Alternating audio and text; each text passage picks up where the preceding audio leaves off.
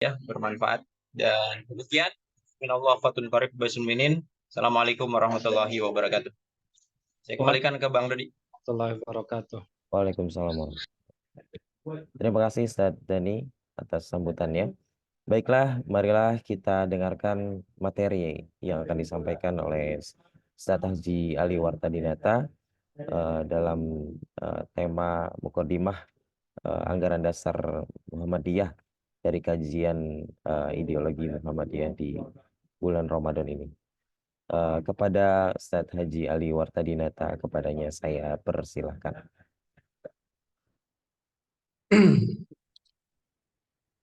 Sebentar. Assalamualaikum warahmatullahi wabarakatuh.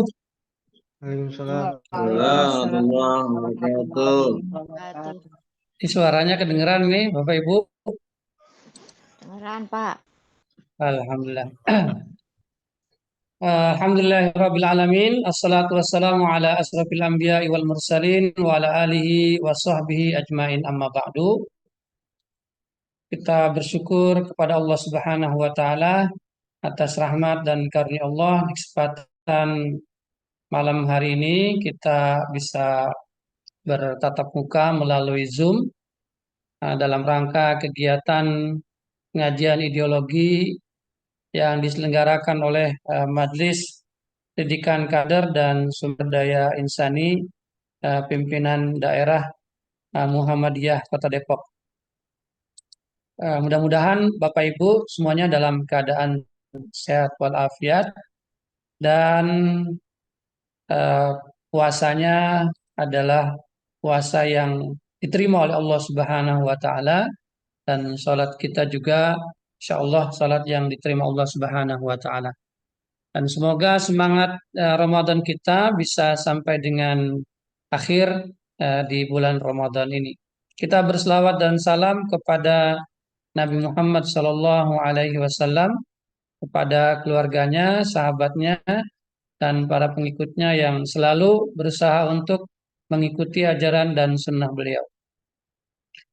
Bapak sekalian yang dirahmati Allah, wabil khusus pimpinan Majelis Pendidikan Kader dan Sumber Daya Insani, juga Wakil Ketua PDM Bidang Karji dan Kader, Ustadz Daniel Eka Putra, para anggota kader dan pimpinan persyarikatan, para guru atau tenaga pendidik dan pendidikan di sekolah dan madrasah Muhammadiyah Kota Depok, Bapak-bapak dan sekalian yang dirahmati Allah Subhanahu wa taala.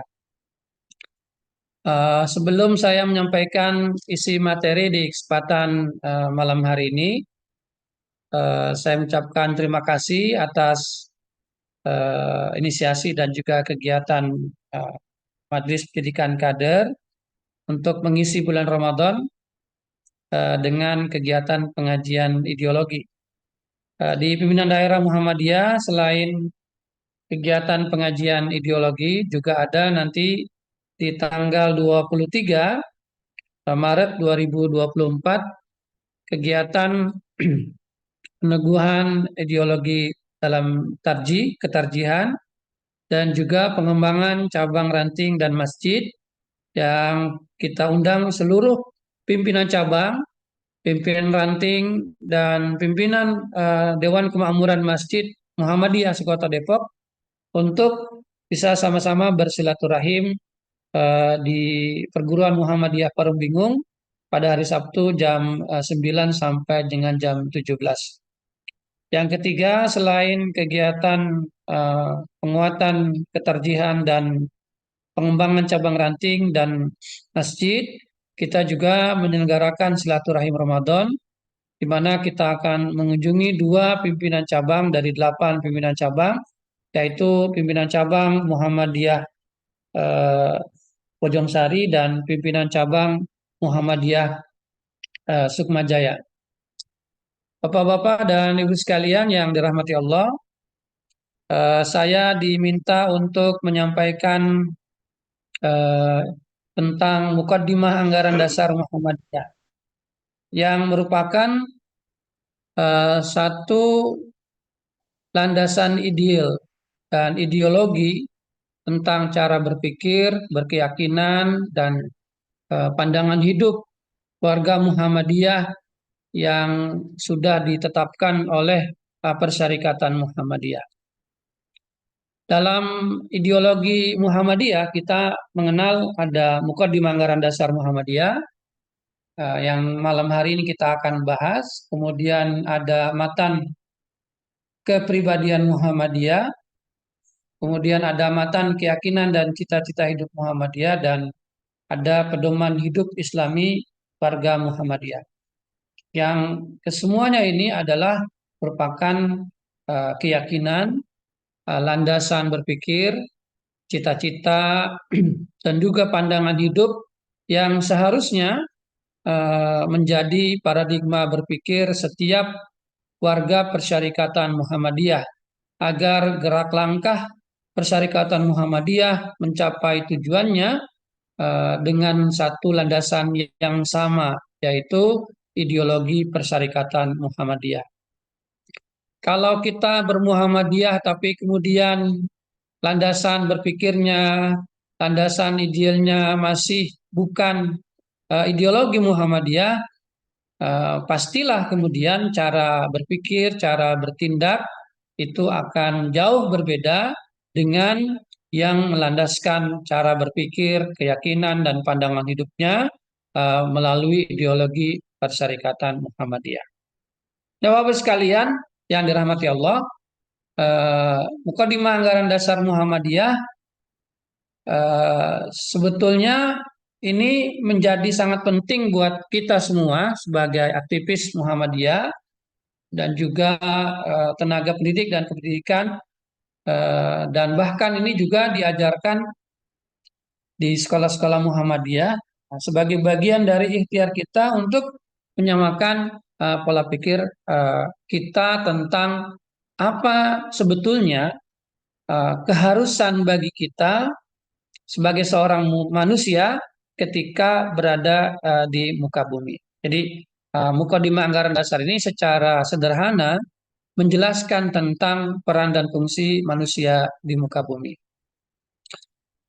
Bapak Ibu yang dirahmati Allah, Muqaddimah Anggaran Dasar Muhammadiyah sesungguhnya baru ada pada masa kepemimpinan Muhammadiyah di bawah pimpinan Ki Bagus Hadikusumo, yang beliau adalah Haupt de Bestuur atau pengurus besar. Dulu bukan pimpinan pusat, namanya pengurus besar, dalam bahasa Belandanya Haupt de Bestuur Muhammadiyah. Pak Ki Bagus Hadikusumo ini mimpin Muhammadiyah dari tahun 1942 sampai dengan 1953. Nah, Ki Bagus Hadikusumo memandang bahwa penting kiranya Muhammadiyah itu memiliki sebuah rumusan tentang apa peran dan fungsi kita sebagai manusia di muka bumi ini. Nah, sehingga kemudian dalam pandangan Ki Bagus Hadikusumo, semakin ke sini setelah Muhammadiyah berdiri dan didirikan oleh Kiai Haji Ahmad Dahlan dan digerakkan oleh Kiai Haji Ahmad Dahlan dan kemudian dilanjutkan oleh Kiai Haji Ibrahim, Kiai Haji Hisham, Kiai Haji Mas Mansur.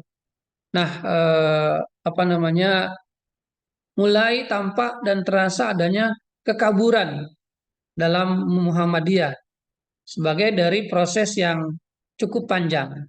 Ya, jadi ketika Muhammadiyah sebagai organisasi dengan banyaknya anggota, maka kemudian ada juga hal-hal yang berubah dan dirasa mulai kabur dari pandangan-pandangan awal Kiai Haji Ahmad Dahlan, karena Kiai Haji Ahmad Dahlan yang sudah wafat. Nah, maka kemudian Ki Bagus Hadikusumo menyusun Muqaddimah Anggaran Dasar Muhammadiyah ini dengan 4 latar belakang. Yang pertama itu belum adanya kepastian rumusan cita-cita dan dasar perjuangan Muhammadiyah. Jadi Kiai Haji Ahmad Dahlan ketika mendirikan Muhammadiyah, yang kita tahu beliau seorang yang pemikir luar biasa, tetapi kemudian pemikiran-pemikirannya itu bukan hanya sebatas pemikiran, tapi langsung kemudian dipraktekkan dan diamalkan. Sehingga kita mengenal Kiai Haji Ahmad Dahlan sebagai kiai yang amaliyah, yang kemudian juga catatan-catatan tentang pemikiran-pemikiran beliau itu yang dituliskan oleh beliau sendiri itu menjadi kurang, tetapi lebih banyak bahwa pemikiran-pemikiran beliau menjelma dalam amal usaha yang beliau laksanakan. Nah, sehingga kemudian dipandang perlu bahwa ada penyeragaman pandangan, ideologi dan keyakinan bagi seluruh warga Muhammadiyah yang semakin ke sini semakin jauh dari kehidupan Kiai Haji Ahmad Dahlan, kan semakin jauh dari masa hidupnya Kiai Haji Ahmad Dahlan. Dan orang-orang yang berinteraksi dengan Kiai Haji Ahmad Dahlan semakin hari semakin sedikit karena banyak yang wafat. Sehingga kemudian perlulah dituliskan pandangan-pandangan dan apa yang dilakukan oleh Kiai Haji Ahmad Dahlan itu dalam sebuah rumusan cita-cita dan dasar-dasar perjuangan. Yang kedua, bahwa kehidupan rohani keluarga Muhammadiyah pada saat itu menurun, terkena penyakit al-wahan, yaitu hubbud dunya wa karahiyatul maut.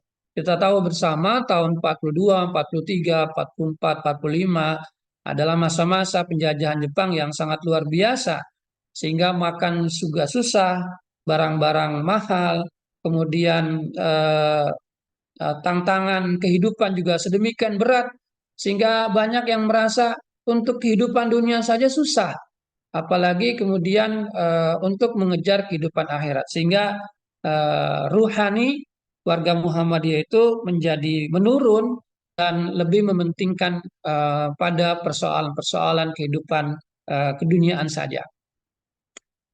Dan yang ketiga adalah bahwa pada saat itu juga semakin kuatnya penetrasi budaya asing, ya, budaya asing yang kemudian mempengaruhi cara berpikir warga Muhammadiyah, sehingga tindakan-tindakannya juga mulai mengikuti apa kemudian budaya-budaya asing, budaya Barat, budaya dari luar yang sudah mulai masuk, yang kemudian merubah cara pemikiran dan pola pikir warga Persyarikatan Muhammadiyah dan umat Islam pada saat itu. Dan yang keempat, bahwa tahun 45 negara kita berdiri, ada yang disebut dengan preambul atau pembukaan Undang-Undang Dasar 1945. Nah, ini menjadi dorongan bahwa kemudian Muhammadiyah juga perlu membuat sebuah naskah pembukaan dari anggaran dasar dan anggaran rumah tangga. Jadi perlu diketahui bahwa sejak awal Muhammadiyah itu sudah punya anggaran dasar dan anggaran rumah tangga yang berisi tentang aturan-aturan Persyarikatan Muhammadiyah.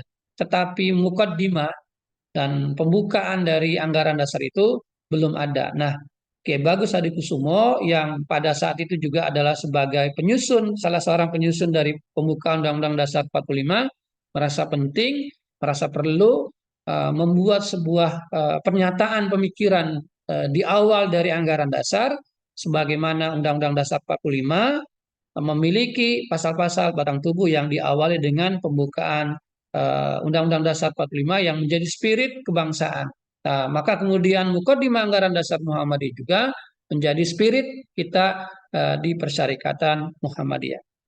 Nah, apakah kemudian latar belakang masa lalu ketika Ki Bagus Hadikusumo menyusun Muqaddimah itu masih relevan dengan kondisi sekarang? Bahwa sekarang Muhammadiyah sudah 112 tahun. Tentunya orang-orang semakin berganti, yang sudah kembali kepada Allah sudah banyak sekali. Misalkan di pimpinan daerah, ketua pertama Kiai Haji M. Usman sudah kembali kepada Allah. Beliau punya banyak pemikiran yang kemudian dituliskan oleh sekretaris PCM Depok Pak Haji Nawawi. Kemudian juga Allahyarham Pak Farhan, Allahyarham Pak Haji Ahmadi, dan banyak tokoh-tokoh Muhammadiyah di masa-masa awal Muhammadiyah di Depok juga yang sudah kembali. Sehingga perlu kemudian kita mempelajari dan memahami tentang ideologi dan Muqaddimah Anggaran Dasar Muhammadiyah ini. Bahwa saat sekarang malah kehidupan rohani warga Muhammadiyah seperti apa. Kita bisa merasakan sendiri bagaimana adanya.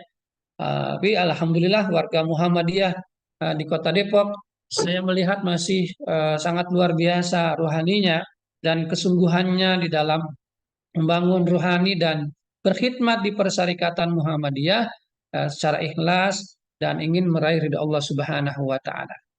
Tapi juga di sisi lain bahwa pengaruh budaya ini dari luar negeri, K-pop, kemudian juga budaya-budaya asing yang baik itu makanan, pakaian, cara bicara, dan kehidupan kita di masa sekarang ini yang sudah masuk pada dunia digital yang sangat luar biasa, yang tentunya juga merubah cara pandang kita dan pola pikir kita.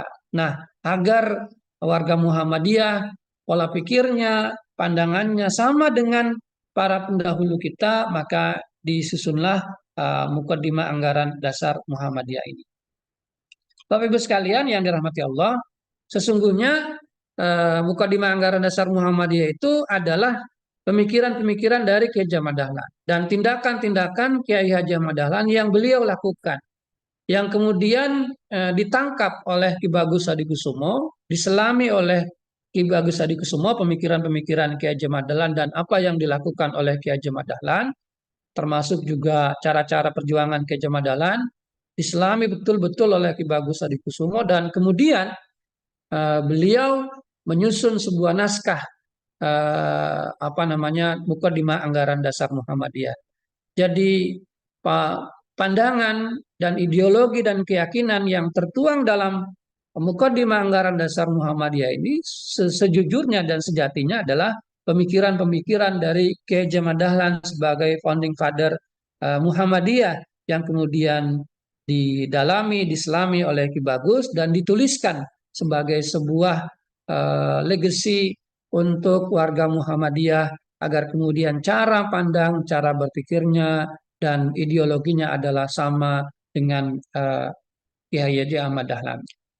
Nah, hakikat dari Muqaddimah adalah tentang pengabdian manusia kepada Allah Subhanahu wa taala yang diambil dari Al-Qur'an dan As-Sunnah, karena tentunya bahwa Persyarikatan Muhammadiyah pedoman utamanya adalah Al-Quran dan Sunnah. Maka kemudian dari pedoman itu disimpulkan beberapa hal tentang apa sebetulnya yang harus dilakukan oleh manusia tentang keberadaannya di muka bumi ini kepada Allah Subhanahu wa taala, tentang pemikirannya, tentang amalnya, tentang cita-citanya, tentang perjuangannya, sehingga kemudian manusia itu sadar akan kedudukannya di muka bumi ini adalah memiliki dua peran, yaitu sebagai Abdullah, sebagai hamba Allah, dan yang kedua adalah sebagai Khalifatullah, yaitu sebagai pemimpin yang telah ditetapkan oleh Allah Subhanahu wa taala.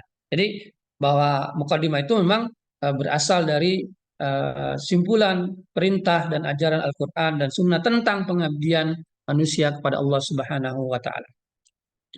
Nah, adapun fungsi dari Muqaddimah ini sebagai jiwa, sebagai ruh, sebagai nafas dan semangat pengabdian dan perjuangan ke dalam tubuh dan gerak pribadi anggota Muhammadiyah dan Persyarikatan Muhammadiyah secara organisasi, agar kemudian menjadi satu landasan berpikir untuk bisa mencapai tujuan dari perjuangan Persyarikatan Muhammadiyah. Maka jika jiwanya dan ruhnya dan semangat pengabdiannya dan perjuangannya adalah seluruh warga Muhammadiyah mengacu kepada Muqaddimah, insya Allah gerak dan langkah kita untuk mencapai tujuan Muhammadiyah akan lebih mudah untuk kita capai dibandingkan dengan ketika kita masih mempertahankan pemikiran-pemikiran, pemahaman-pemahaman yang bukan original dari Persyarikatan Muhammadiyah sebagaimana tadi yang disampaikan oleh Ustadz Dhani Anwar Eka Putra. Nah, Bapak Ibu yang dirahmati Allah, nah ini ada naskahnya, naskah Muqaddimah Anggaran Dasar Muhammadiyah yang tentunya banyak di antara kita yang sudah membaca atau juga ada yang belum membaca gitu. Nah, saya sarankan dan kita semua paling tidak membaca, mentadarus mukaddimah ini, dan malam hari ini kita mentadarus dari mukaddimah ini. Cukup panjang sebetulnya mukaddimah ini, tapi juga tidak terlalu panjang. Dan kata-kata yang dipilih atau diksi-diksi yang dipilih oleh Ki Bagus Hadikusuma ini memang sangat sangat luar biasa lah. Dan kita tahu memang Ki Bagus Hadikusuma seorang ulama yang pandai, yang cerdik dan sangat luar biasa cerdasnya gitu. Sehingga kemudian kata-kata yang dituliskan itu sangat menarik dan penuh dengan makna di setiap kalimat dan setiap diksi-diksinya. Nah, secara sistematika, Mukaddimah Anggaran Dasar Muhammadiyah ini terdiri dari 3 bagian. Yang bagian pertama adalah Quran Surah Al-Fatihah. Ya, sebagai pembuka dari Mukaddimah ini, itu Surah Al-Fatihah. Dan sebagai landasan utama dari Mukaddimah. Jadi kalau Muhammadiyah memang ya jarang apa namanya, kalau dalam pertemuan gitu kita membuka dengan basmalah, tidak dengan Al-Fatihah. Kita juga tidak pernah mengungkapkan ila hadratin Nabi Al-Fatihah, ila arwahi Al-Fatihah, tidak pernah seperti itu. Tapi kemudian dalam landasan pemikiran Muhammadiyah itu, Muhammadiyah menjadikan Al-Fatihah sebagai dasar utama dari kalimat Bismillahirrahmanirrahim sampai dengan waladhdallin. Di mana Al-Fatihah itu berisikan tentang tauhid, tentang apa namanya akidah, lalu kemudian tentang iyyaka na'budu wa iyyaka nasta'in, tentang ibadah, tentang zikir, ihdinas siratal mustaqim, berdoa, dan juga tujuannya sebagai manusia adalah menjadi orang-orang yang diberikan nikmat oleh Allah di dunia dan di akhirat, dan dijauhkan dari kelompok orang-orang yang waladhdallin, yang apa namanya disesatkan gitu. Nah, ini semangat yang sangat luar biasa. Jadi Muhammadiyah itu menjadikan Al-Fatihahnya sebagai landasan berpikir dan berjuang dan berbuat. Kemudian yang kedua, isinya adalah baiat. Nah, baiat Muhammadiyah ini, baiat Muhammadiyah, yaitu raditu billahi robba wa bil islami dina wa bi Muhammadin nabiyya wa rasulah. Nah, itu baiat, sumpah, janji warga Muhammadiyah. Raditu billahi robba, aku rela bertuhankan Allah. Wabil Islami dina, dan Islam sebagai agamaku. Wabi Muhammadin nabiyya wa rasulah, dan Nabi Muhammad sebagai utusan Allah Subhanahu wa taala. Nah, ini baiat ini harus sering kita baca dan juga kita ajarkan kepada anak-anak kita, dan juga di sekolah Muhammadiyah tentunya doa ini dibaca dan perlu dipahami tentang isi dan janji itu dengan kerelaan, bukan keterpaksaan, tapi kerelaan. Ketika kita sebagai warga Muhammadiyah, maka janji kita adalah kerelaan bahwa kita berjuang untuk Islam melalui persyarikatan Muhammadiyah.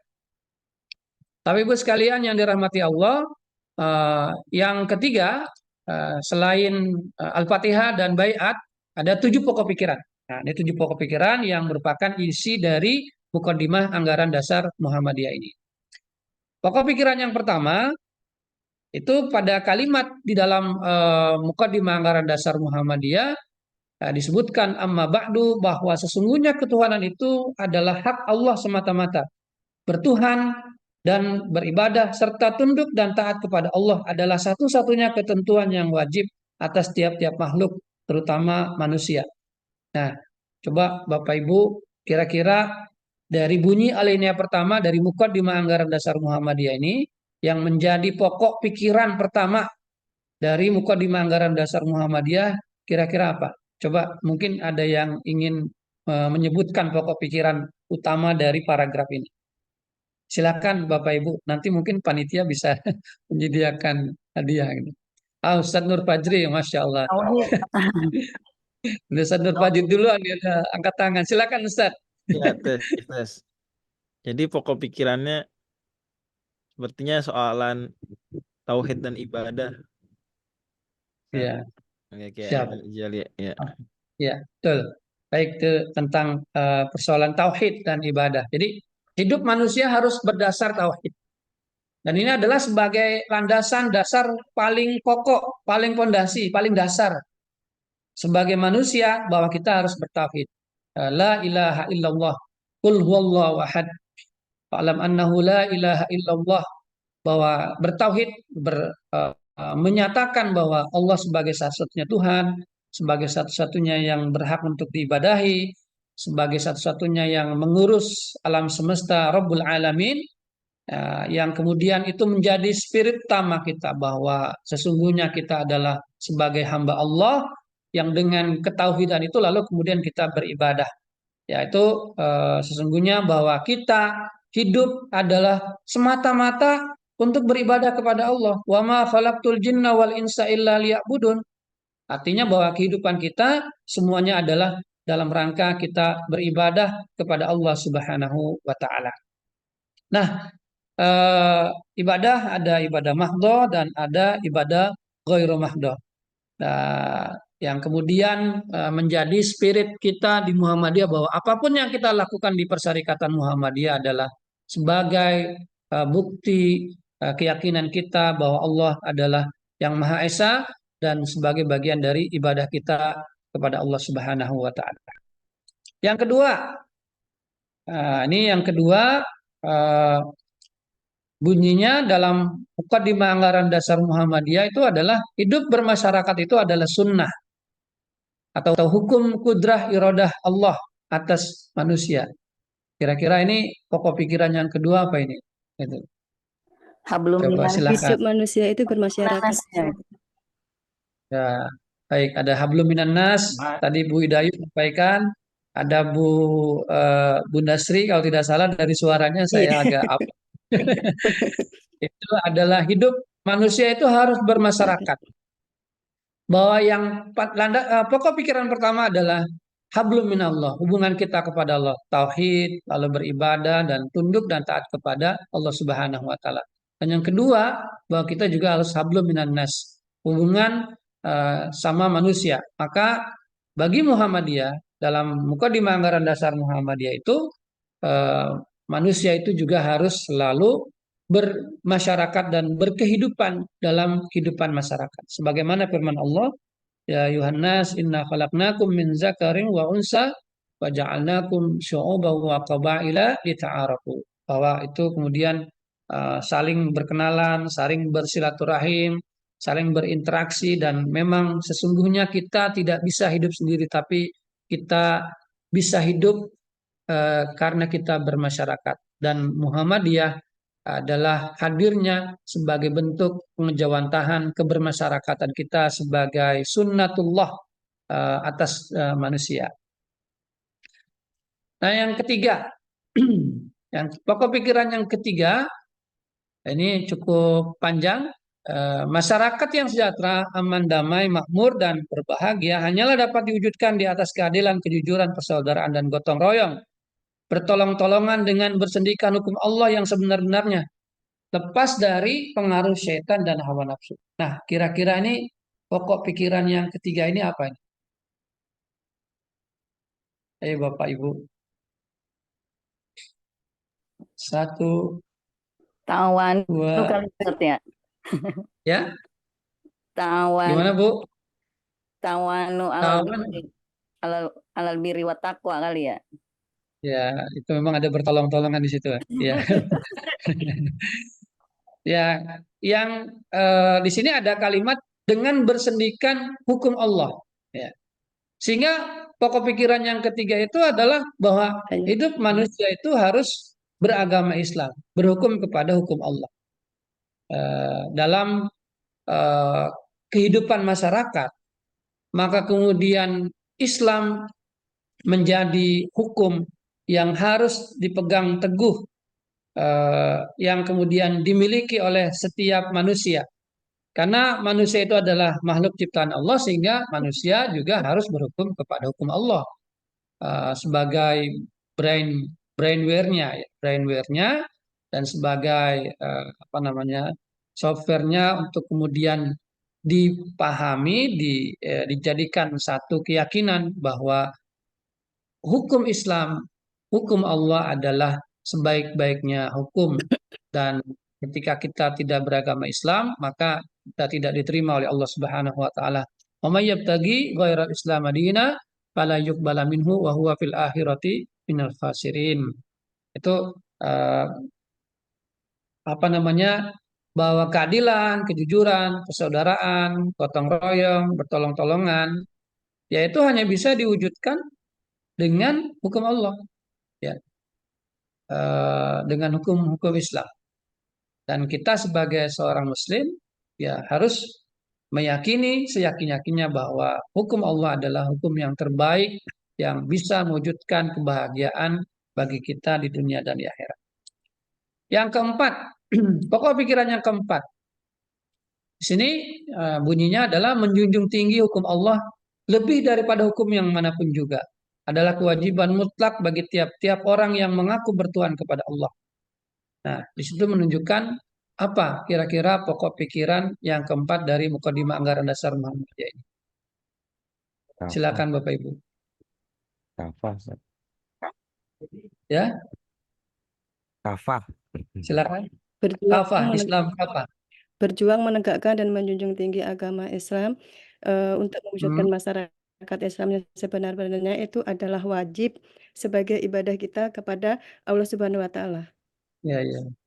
Itu Tuh. lebih panjang dari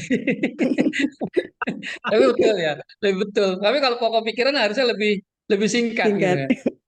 Lebih singkat. Coba disingkat. Ya, singkatnya seperti ini.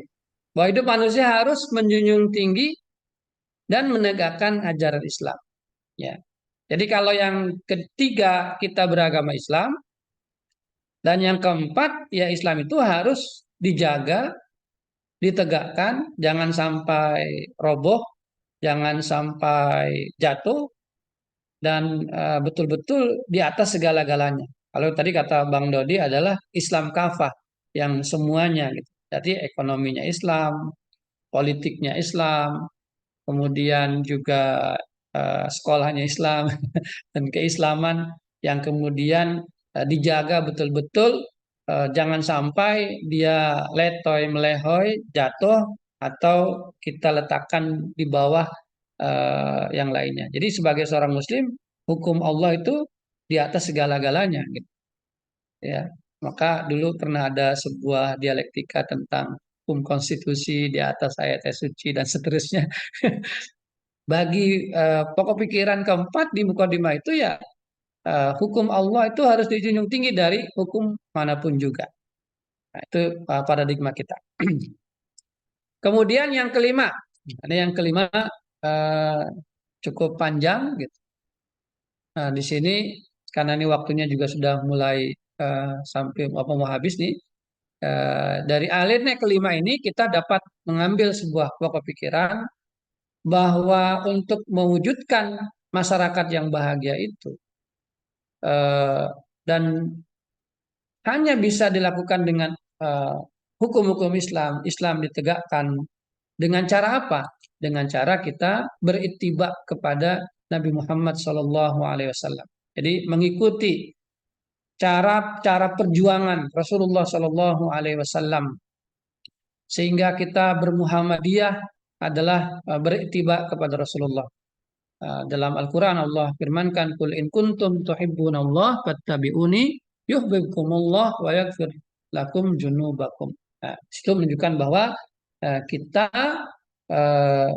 giat segiat-giatnya beribadah kepada Allah, mengumpulkan segala kekuatan dan menggunakannya untuk menjemlakan masyarakat itu di dunia ini, dan juga apa namanya di dalam penjelasan di alinea kelima itu dengan niat yang murni, tulus, ikhlas karena Allah, mengharap ridha Allah, dan mempunyai rasa tanggung jawab di akhirat atas segala perbuatannya. Bahwa ketika kita bermuhammadiyah dan kehidupan kita semuanya dipertanggungjawabkan kepada Allah Subhanahu wa taala, sehingga dalam kehidupan kita harus betul-betul berusaha melaksanakan perintah-perintah Allah dengan penuh kesabaran, tawakal, dan ketabahan dalam kehidupan kita yang sulit, dan juga ada halangan dan rintangan yang itu semua hanya bisa kita lalui dengan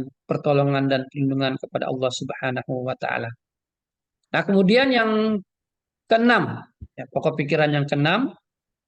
Nah, ini ada Quran surah Al Imran ayat 104, wal takum minkum ummatu yad'una ilal khair fayamuruna bil ma'ruf fayanhauna 'anil munkar. Yang kemudian orang banyak mengatakan ini ayat Muhammadiyah, ini ayat Quran surah Al Imran. Tapi Ki Haji Ahmad Dahlan ketika membaca itu, dia berpikiran bahwa gimana cara ngamalin ayat ini gitu. Kalau Ki Haji Ahmad Dahlan kan gitu. Ini baca ayat lalu gimana cara ngamalinnya ya gitu. Kalau kita kan ya baca aja udah. Cara ngamalinnya gua ngerti juga kagak, udah ngerti. Maka kita harus ngerti dan berpikir gimana cara ngamalinnya. Ya kan Ki Haji Ahmad Dahlan ketika membaca ayat ini lalu kemudian dia berpikir untuk mengamalkan dan kemudian dia mendirikan Persyarikatan Muhammadiyah sebagai gerakan Islam dengan nama Muhammadiyah, dengan majlis-majlis, dengan bagian-bagian yang kemudian mengikuti peredaran zaman. Artinya apa? Menyesuaikan dengan kemajuan zaman. Tetapi dasarnya adalah syura, permusyawaratan yang dipimpin oleh hikmah kebijaksanaan dalam permusyawaratan muktamar, bukan perwakilan. Nah, dalam muktamar. Ini karena forum tertinggi kita adalah muktamar Muhammadiyah yang dalam banyak literasi kita banyak menemukan bagaimana muktamar itu terjadi di masa lalu dan kalau masa sekarang kita tahu seperti apa adanya gitu. Yang kemudian saya melihat juga sekarang itu muktamar kita, musda kita, musran kita lebih di apa namanya disibukkan dengan memilih pemimpin. Gitu. Kita lupa dengan dialektika, dengan apa memahami persoalan-persoalan dan mencari solusinya. Jadi solusinya kan sebetulnya bukan memilih pemimpin, tapi di musyawarah itu dibuatkan semua program-program yang kemudian dilakukan oleh pemimpin. Jadi memilih pemimpin itu sudah nomor duanya. Yang awalnya adalah bagaimana kemudian mengikuti peredaran zaman. Artinya memahami perkembangan zaman. Dan kalau Ki Haji Ahmad Dahlan itu kan berpikirnya beyond the imagination. Orang saat itu belum berpikir, tapi Ki Haji Ahmad Dahlan sudah berpikir dan sudah melakukannya. Dan kita juga kudunya begitu. Apa yang orang Depok sekarang belum pikirkan untuk masa depannya, Muhammadiyah Depok harusnya sudah bisa memikirkan. Bukan kemudian kita dalam musyawarah itu lebih kepada tentang memilih pemimpin siapa, saya harus dapat jabatan apa, dan seterusnya. Nah, maka kemudian bagi Muhammadiyah dalam Mukadimah Anggaran Dasar Muhammadiyah itu yang keenam pokok pikirannya adalah hidup manusia itu harus berorganisasi agar kemudian landasan ideal tadi bisa dilaksanakan dan dilaksanakan dalam kehidupan kita karena dengan berorganisasi akan lebih mudah untuk kita bisa mewujudkan cita-cita kita secara bersama-sama. Sebagaimana Allah firmankan dalam surah At-Taubah ayat 71 wal mu'minuna wal mu'minatu ba'duhum awliya'u ba'd. Kemudian dalam surah As-Saff innallaha yuhibbul ladzina yuqatiluna fi sabilihi saffan ka'annahum bunyanun marsus. Kemudian dalam sebuah hadis sebutkan man kharaja 'anit ta'ah wa faraqal jama'ah famata mata maitatan jahiliyah. Nah, kemudian juga Ali bin Abi Thalib menjelaskan al-haqqu bila nizamin yaglibuhul batil bin nizamin. Lalu kemudian apa namanya tentang dalam kaidah usuliyah menyebutkan bahwa berorganisasi itu menjadi sebuah kewajiban dan keharusan. Yang terakhir, pokok pikiran yang ketujuh yaitu tentang bagaimana cita-cita Persyarikatan Muhammadiyah yaitu baldatun thayyibatun wa rabbun ghafur, ya, ingin mewujudkan satu negara yang indah, satu negara yang suci dan makmur di bawah perlindungan Allah Subhanahu wa taala. Dengan kalimat terakhir dalam mukadimah itu disebutkan maka dengan Muhammadiyah ini mudah-mudahan umat Islam dapatlah diantar ke pintu gerbang surga Jannatul Naim dengan keridhaan Allah Subhanahu wa taala yang Maha Rahman dan Rahim. Sehingga Pokok pikiran yang keenam adalah untuk terwujudnya masyarakat adil makmur yang diridhai Allah Subhanahu wa taala, yaitu masyarakat Islam yang sebenar-benarnya. Atau dalam bahasa singkatnya adalah masuk surga. Bahwa tujuan dari kita bermuhammadiyah harus masuk surga. Saya sering ingat dengan perkataan Bang Sulung. Jadi kalau kita bermuhammadiyah itu lebih mendekatkan diri kita kepada neraka karena perbuatan-perbuatan kita di Muhammadiyah yang salah, mendingan berhenti baik di Muhammadiyah, kata Bang Sulung gitu. Tapi kalau kita bermuhammadiyah, kita lebih mendekatkan kepada surga kita, surganya Allah Subhanahu wa taala, ya kita harus menjadi semangat dan spirit kita dalam bermuhammadiyah. Nah, Bapak Ibu sekalian yang dirahmati Allah, dari tujuh pokok pikiran tersebut kita bisa memetakan menjadi 3 bagian. Yaitu yang pertama adalah landasan ideal, yaitu pokok pikiran pertama, kedua, ketiga, dan keempat. Tentang hidup manusia harus bertauhid, beribadah, tunduk dan taat kepada Allah. Lalu kemudian hidup bermasyarakat, beragama Islam, dan menegakkan ajaran Islam. Bahwa Muhammadiyah berasas Islam dengan tujuan menegakkan dan menjunjung tinggi agama Islam sehingga terwujud masyarakat Islam yang sebenar-benarnya, nilai luhur agama menjiwai kehidupan di dunia ini. Lalu bagian yang kedua adalah cara mewujudkan, bahwa cara mewujudkan dari ibadah kita kepada Allah, tauhid kita kepada Allah, bermasyarakat kita dalam kehidupan masyarakat dan beragama kita dan menegakkan Islam itu, cara mewujudkannya adalah satu dengan beritiba sesuai dengan pokok pikiran yang kelima. Lalu kemudian yang keenam, pokok pikiran yang keenam itu dengan berorganisasi. Maka mengikuti teladan perjuangan Nabi dan menjadikan organisasi yang bersifat sosial keagamaan sebagai wadah atau alat perjuangan. Dakwah amar ma'ruf nahi munkar dilakukan dengan prinsip tabsyir, kemudian tasdid dan islah. Tabsyir artinya menggembirakan, kemudian tasdid pembaharuan, dan islah adalah membangun. Dan yang terakhir adalah tujuan dan cita-cita, yaitu pokok pikiran yang ketujuh bahwa kita ingin mewujudkan masyarakat yang dirahmati oleh Allah, yang diridhai Allah, yang terjamin keadilan, persamaan, keselamatan, kebebasan, yang hasil akhirnya adalah mewujudkan kehidupan yang berbahagia baik di dunia dan di akhirat. Saya kira itu saja sebagai materi dari Mukadimah Anggaran Dasar Muhammadiyah. Saya ini diakhiri dengan gambar-gambar gedung-gedung yang tinggi-tinggi. Saya berharap bahwa 20 tahun ke depan sekolah-sekolah Muhammadiyah adalah seperti ini. Tahun depan mudah-mudahan rumah sakit sudah bisa berdiri dan melayani warga Muhammadiyah. Kemudian semakin banyak kita juga berinfak, berzakat dan sedekah melalui lajismu dan menggerakkan Muhammadiyah bisa agar lebih bergerak lebih baik lagi. Saya kira mungkin itu saja yang saya sampaikan. Terima kasih. Mohon maaf. Nasrul minallah wa fatun qarib. Wabasyiril mu'minin. Wassalamualaikum warahmatullahi wabarakatuh. Waalaikumsalam warahmatullahi wabarakatuh. Baik, terima kasih banyak Ustadz atas pemaparan materi yang disampaikan. Baik, para peserta kajian ideologi Muhammadiyah, masuk ke sesi selanjutnya dulu tanya jawab. Kita akan buka tanya jawab ini dengan 3 penanya. Silakan jika ada yang ingin bertanya dan berdiskusi atau menanggapi dari pemaparan yang telah disampaikan oleh Ustaz Haji Ali terkait dengan Mukadimah Muhammadiyah. Semoga dengan berkhidmat kita di organisasi Muhammadiyah ini bisa terus mendekatkan diri pada Allah Subhanahu wa taala. Silakan menunjuk tangan dan membuka kamera dan bertanya langsung. Ada? Tidak lupa untuk kita akan ada door prize-nya juga nanti. Semoga bisa beruntung mendapatkan door prize dari kegiatan ini.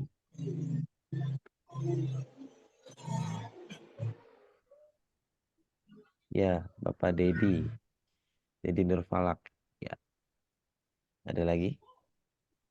Satu, Bapak Dedi Nurfalak.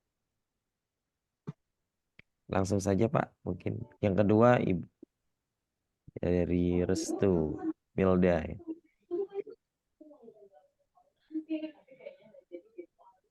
Restu Milda. Baik, baru dua.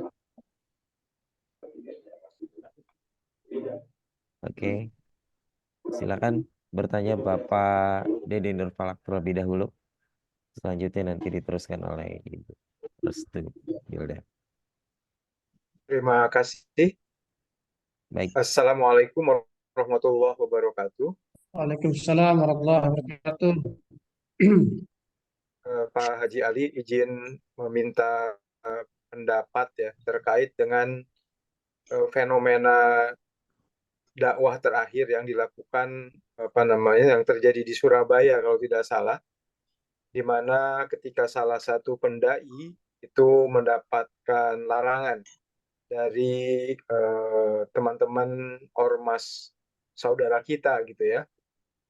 Jadi pertanyaan saya itu apakah gitu ya, apakah tindakan-tindakan yang dilakukan oleh Banser waktu itu terhadap salah satu ustadz yang juga sebetulnya sudah banyak kontribusinya kepada pembinaan umat itu terjadi gitu loh. Apakah ada semacam resolusi atau apa yang pasti dijaga oleh kita Muhammadiyah agar kita tidak juga terjebak kepada fenomena yang sama di mana kita merasa terlalu eksklusif gitu ya, sehingga ketika ada katakanlah pemikiran-pemikiran atau ajaran-ajaran yang sebetulnya juga berasal dari Al-Quran dan Sunnah, tapi dianggap tidak sesuai gitu dengan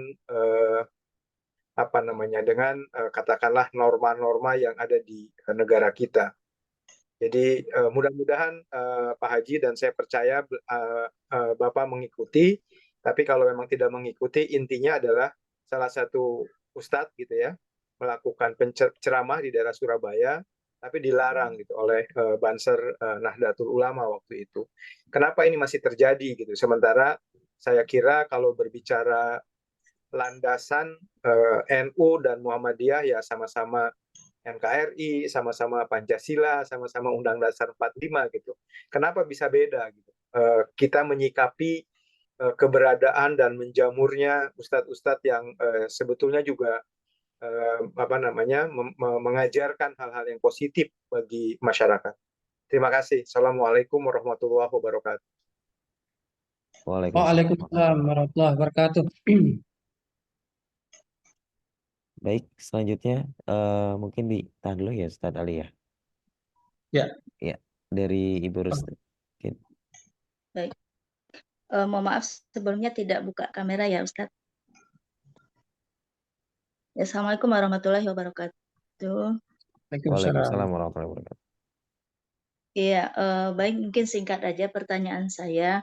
Tadi di awal disampaikan oleh Ustadz Ali bahwa di Muhammadiyah itu kita awal gerakan itu yaitu berlandaskan pada surat Al-Fatihah gitu ya, selalu membaca surat Al-Fatihah. Ya, tetapi di dalam kesehariannya di Muhammadiyah itu tadi disampaikan juga bahwa di setiap memulai kegiatan ataupun di setiap awal kita memimpin doa itu kita tidak membaca Al-Fatihahnya secara lengkap gitu, hanya membaca mari kita mulai kegiatan ini dengan melafazkan bismillah gitu. Nah, suatu ketika kami pernah waktu itu membaca Al-Fatihah gitu. Nah, ini sempat di ini juga enggak, di Muhammadiyah itu enggak baca Al-Fatihah, bacanya bismillah saja gitu.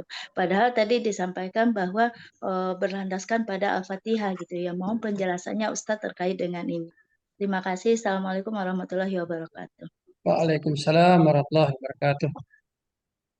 Baik, silakan Ustadz Ali untuk bisa menanggapi dan menjawab. Baik, terima kasih Pak Dede Nurfalak atas pertanyaannya. Sebenarnya kalau kenapa Banser seperti itu lebih baik ditanyakan kepada Banser. Tapi saya yakin kalau Kokam, Pemuda Muhammadiyah, tidak akan seperti itu. Kalau dalam kemarin dialog antar tokoh-tokoh agama yang dilaksanakan oleh Kesbangpol, itu Ustadz Habibie menjelaskan, merespon dari pernyataan teman-teman Banjar tentang harus melarang ustadz-ustadz yang radikal gitu dalam ceramah-ceramah di Kota Depok, di kondusivitas gitu. Nah, Ustadz Habibie menjelaskan memberantas satu radikalisme dengan cara-cara yang radikal pula, sesuatu yang salah. Dan saya yakin bahwa Muhammadiyah sangat terbuka dengan pemikiran-pemikiran yang ada dalam masyarakat, dan kemudian pemikiran-pemikiran itu disandingkan dengan manhaj tarjih di Muhammadiyah. Artinya ya kita boleh saja dan tidak mengapa kita mendengar dari para asatidz dari manapun. Ya ada yang kemudian menyebutnya Ustadz Sunnah. Jadi kalau kita Ustadz Muhammadiyah, ada juga yang Ustadz Quran ya karena dia adalah inkar sunnah, atau Ustadz ya banyak-banyak Ustadz tuh, nanti ada Ustadz YouTube, ada Ustadz TikTok dan sebagainya. Saya kira itu menjadi satu hal yang memang sekarang kita Muhammadiyah itu memang lebih terbuka dengan pemikiran-pemikiran.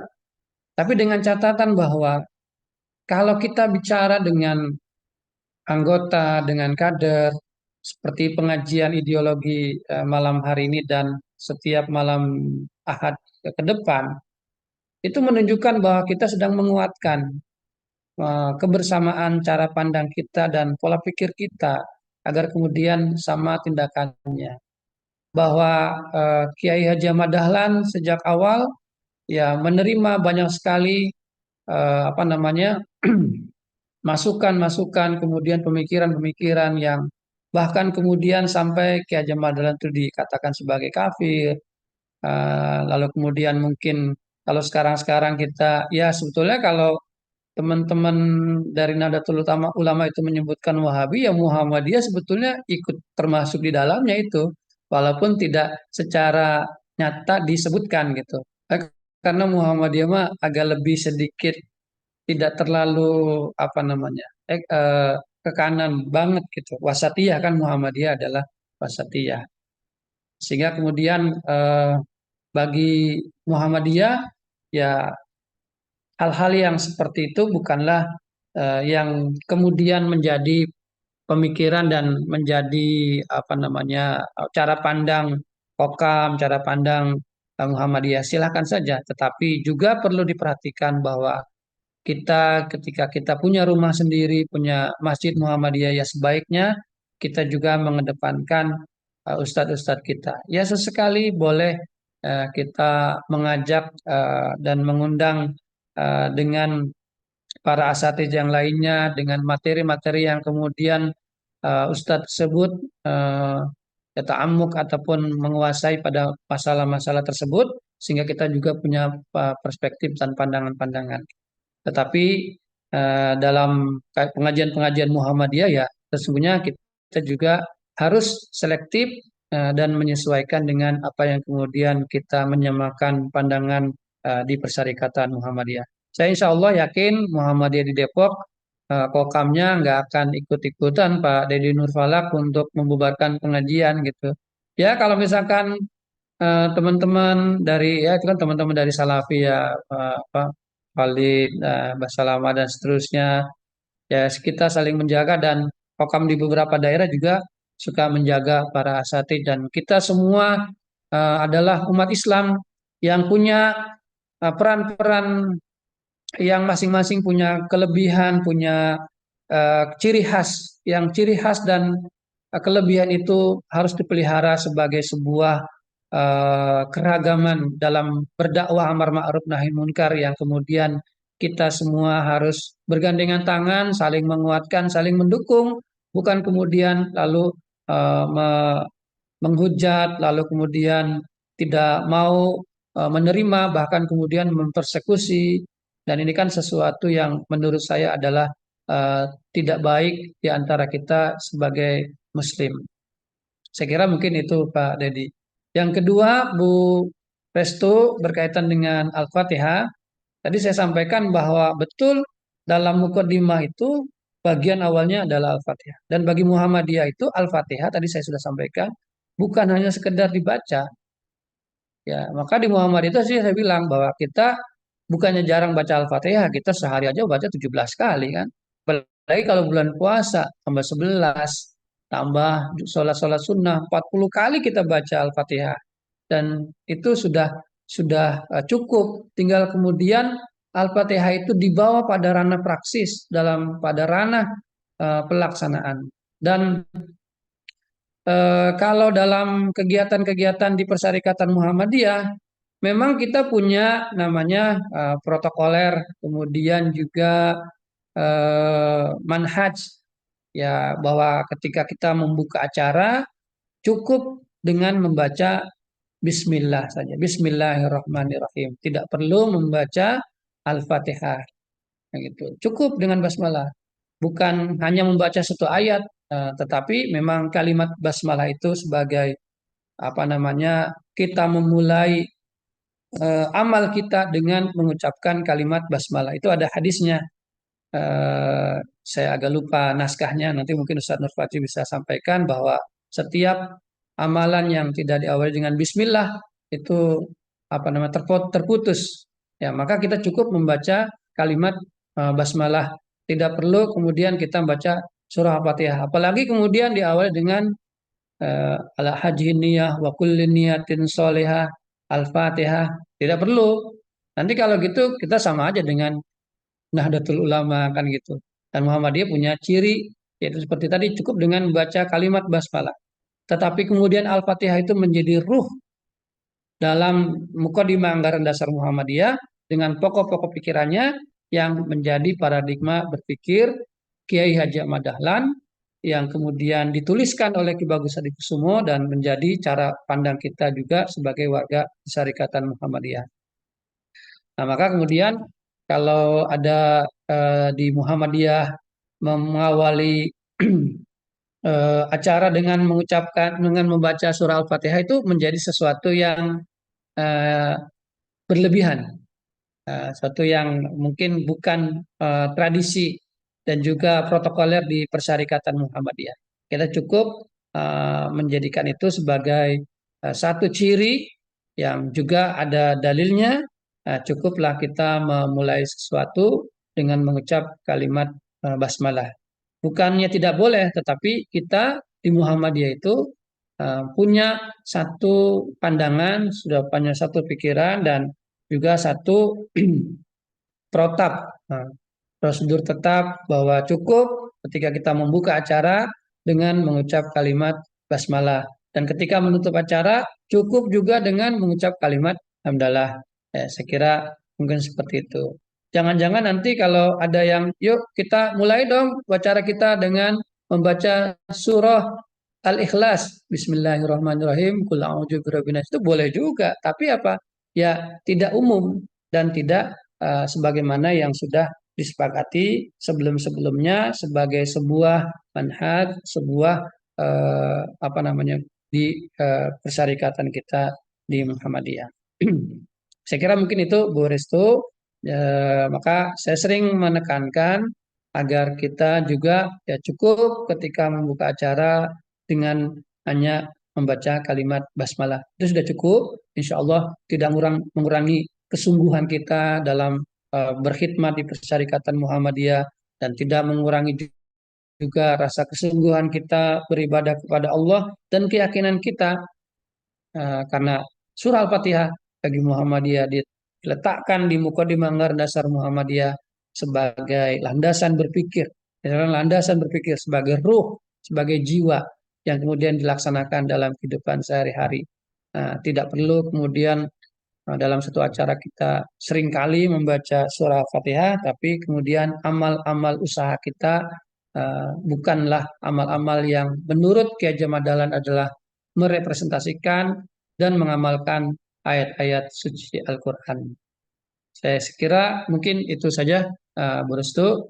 mudah-mudahan nanti dipahami bahwa di sekolah Muhammadiyah, di Persyarikatan Muhammadiyah cukup mengawali acara dengan mengucapkan kalimat basmalah. Tidak perlu dengan Al-Fatihah, apalagi diawali dengan kata ala hajiniyah atau ila hadrati. Saya kira itu bukanlah dalam pandangan dan manhaj Muhammadiyah. Saya kira demikian, Pak Dadi. Terima kasih atas kesempatannya. Baik, terima kasih Ustaz atas jawabannya. Sepertinya waktu sudah menunjukkan pukul 22 lewat 20 menit di tempat saya. Ustaz Tamami mungkin ada yang on mic? Enggak, oke, baik. Terima kasih. Untuk itu, terima kasih juga yang sudah bertanya dan sudah menanggapi dalam kegiatan kajian ideologi Muhammadiyah. Mudah-mudahan melalui awal mukadimah ini membuka dari beberapa kajian-kajian kita berikutnya menjadi semangat kita sendiri dalam berorganisasi di Muhammadiyah, tentunya melalui sosial keagamaan yang tadi disampaikan bahwa kita dakwah amar ma'ruf nahi mungkar dengan dilakukan sifat yang menggembirakan dan pembaharuan dan pembangun. Mudah-mudahan di generasi saat ini kita terus bisa membangun dan memberikan pencerahan dakwah yang menarik untuk umat muslim terutamanya. Sekali lagi saya ucapkan terima kasih kepada Ustadz Haji Ali Wartadinata atas waktunya dan seluruh peserta yang telah hadir pada kesempatan hari ini. Insya Allah untuk daftar hadirnya dimohon untuk bisa diisi lagi karena dari situ juga menjadi dokumentasi kita bersama. Dan saya harapkan untuk di pertemuan selanjutnya bisa kembali hadir di waktu yang sama di pukul 9 dengan insya Allah untuk pekan selanjutnya itu diisi sebentar oleh Ustaz. Ada di link. Ada di link ya. Ya. Untuk untuk pekan selanjutnya insya Allah ada Ustadz Danian Noreka Putra di hari Sabtu 14 Ramadan dengan materi kepribadian Muhammadiyah. Tentunya kembali ini bagian dari meneguhkan kita sebagai kader-kader Muhammadiyah. Sekali lagi saya ucapkan terima kasih untuk seluruh peserta yang telah hadir. Marilah kita tutup saja kegiatan kita pada hari ini. Mudah-mudahan semua pertemuan kita dilipat gandakan dan dikonversikan menjadi amal pahala yang berlimpah dari Allah Subhanahu wa taala. Amin ya rabbal alamin. Kita tutup dengan melafazkan lafaz hamdalah bersama-sama. Alhamdulillah. Mungkin ya, terima kasih dari saya, kurang lebihnya mohon maaf. Nasrun minallah wa fathun qarib. Fastabiqul khairat. Wassalamualaikum warahmatullahi wabarakatuh. Waalaikumsalam warahmatullahi wabarakatuh. Selamat menjalankan ibadah Ramadan. Amin, amin semua. Panji Mamin Tajali. Assalamualaikum. Itu filenya udah saya kirim Ustaz ya.